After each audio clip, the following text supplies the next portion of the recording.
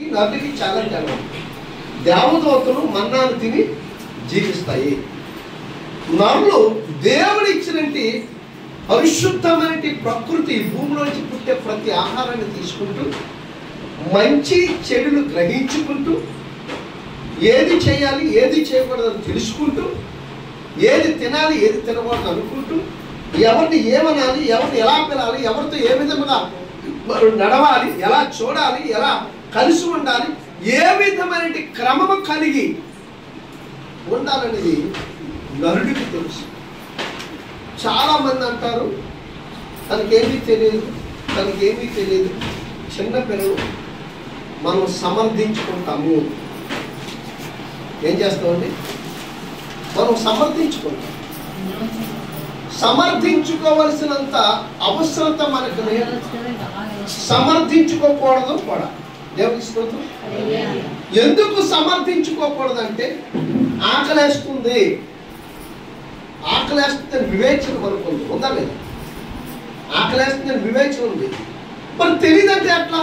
ఏం తెలీదు. మంచి బట్టలు కట్టుకోవాలి ఆలోచన ఉంది. తెలియదంటే ఎట్లా? నేను ఎదుటి వాళ్ళ దగ్గర చక్కగా క్షేమముగా అందరికంటే ఒక ఉన్నతమైన స్థితిలో ఉండాలి. తెలియదంటే ఎట్లా? అంటే మనకు కావలసిన ప్రతి విషయంలో ఇక్కడున్న వాళ్ళందరికంటే హెచ్చుగా ఉండాలి. కానీ మీకు అర్థమవుతుందండి? ఒక పని చేసేటప్పుడు అది మంచో చెడో నాకు తెలీదు, చేసేసరికి తప్పు అయిపోయిందంటే అది ఎంతవరకు కాదు. మీకు అర్థమైంది నేను చెప్పింది? ఇక్కడున్న వాళ్ళందరికంటే నేను చాలా హై లెవెల్లో ఉండాలి, హై స్థాయిలో ఉండాలి, ఉన్నతమైన స్థితిలో ఉండాలి, గొప్పగా ఉండాలి, అందరూ నా మాట వినాలి అని నేను అనుకొని అలా ఉండగలుగుతున్నప్పుడు ఒక చెడ్డ కార్యం నేను చేసి నాకు తెలియదని తప్పైపోయిందంటే ఎంతవరకు? సమర్థించుకోవడమే దేవునికి అయిష్టకరమైన కార్యము. అట్టివారు నాకు అసహ్యులు అన్నాడు. అట్టివారు నాకు అసహ్యులు. అలాంటి వారి పట్ల నేను వాళ్ళు హేయులుగా చూస్తానండి. హేయి అంటే తునీకరింపబడిన వారు. దేవుడు వారితో సవాసం పెంచుకోనికి ఇష్టపడ్డాడు.